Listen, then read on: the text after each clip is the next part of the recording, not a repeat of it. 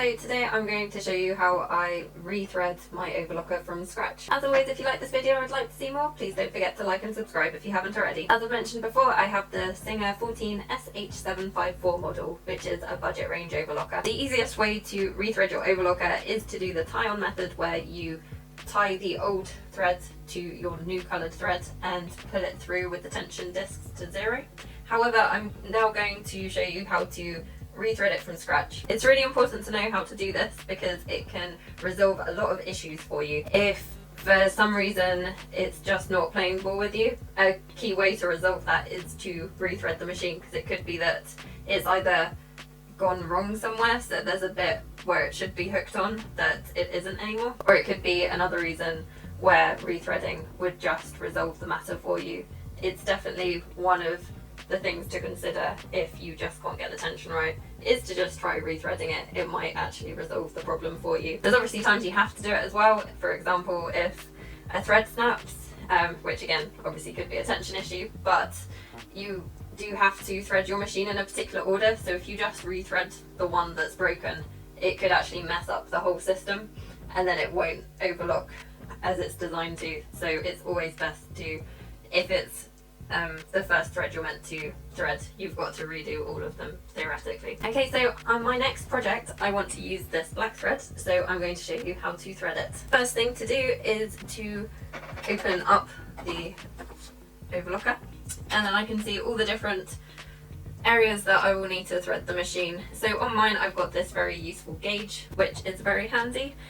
So it tells me that I need to thread the red colour-coded one first, which is this one here, and then I need to move over to the next looper thread, and finally I do the needles at the top.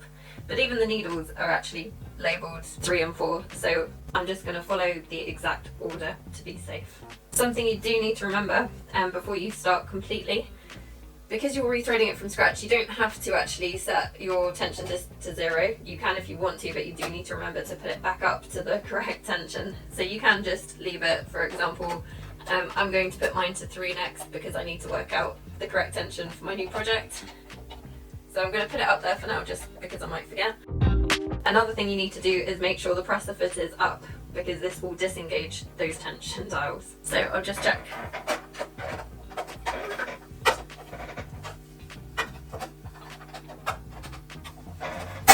Ooh. Okay, so my presser foot's already up, so that's fine. Okay, so first things first, I'm going to just quickly load these onto the spools at the back. As I mentioned, the first one that I need to thread is this one, so I'm just going to loosely put it into the guide at the top. I'm then going to attach it. There's a little hook at the top that it needs to loop around.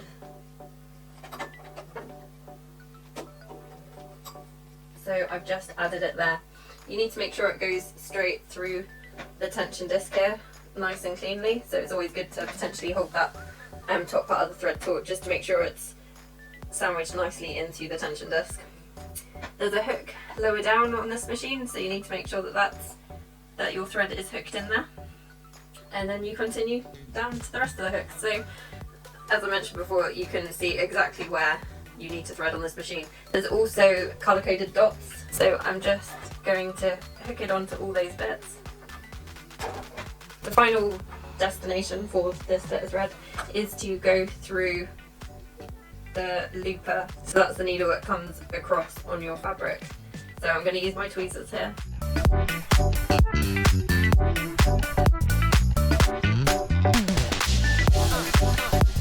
I put the thread at the front corner just because I've been taught previously to put the looper threads towards the front to start with, and then the needle threads towards the back. I'm not sure what effect this has, but apparently that can get rid of potential issues as well. So the next one I need to thread is the other looper, which is to on my machine the yellow colour code. So again, I'm going to put it around the guide, attach it up the top here, make sure it's sandwiched nicely in the tension disc, and obviously attach it and make sure it's looped at that bit underneath as well. Now this is possibly the worst thread that you have to thread. So you start off nicely.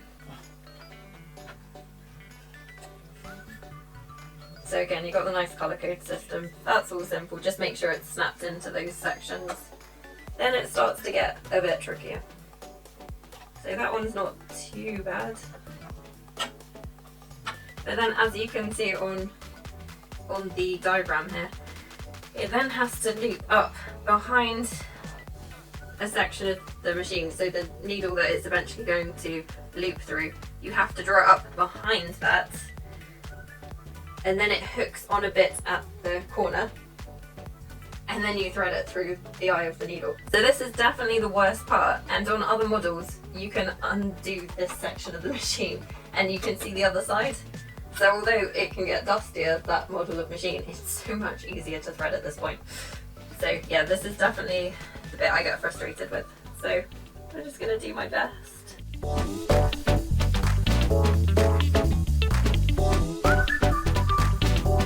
So I've just managed to get it around the back of that needle, and I'm just going to hold on to this section and nudge it with my tweezers until it attaches to that little hook at the end.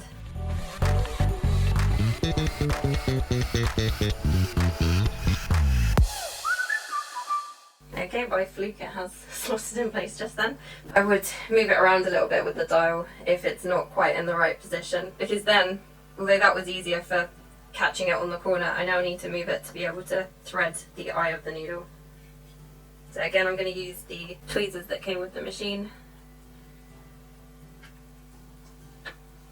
and thread that through. Okay, so once more I've got the looper thread at the front. Okay, so the next thread to thread is number 3, which is green on my machine, which is this tension dial. So I'm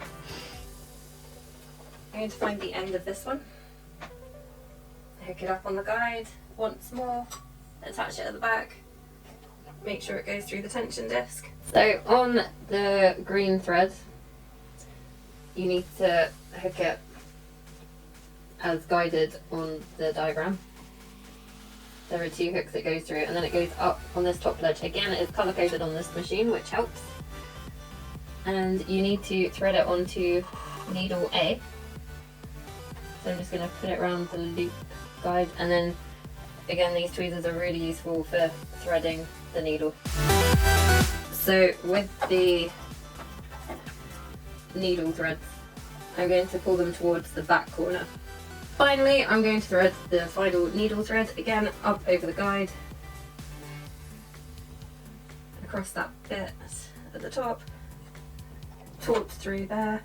Now on the blue thread, you do need to loop it again on the same one, the second hook that the green thread is also on, but it goes through its own guide in this section.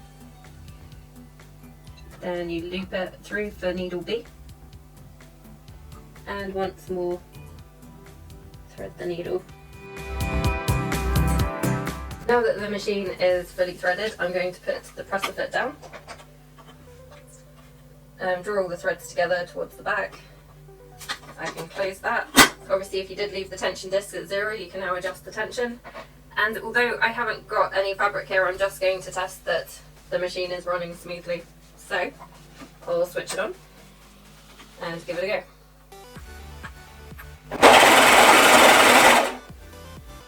So that looks like it's all threaded up fine. It's coming out in this sort of strange 4-thread chain, which is normal for this machine. So the next step I'd do is to get a scrap piece of the fabric I want to use, and I'd go ahead and start adjusting and fine-tuning the tension so that it's perfect for that project. Okay, that's it for this time. Thanks for watching.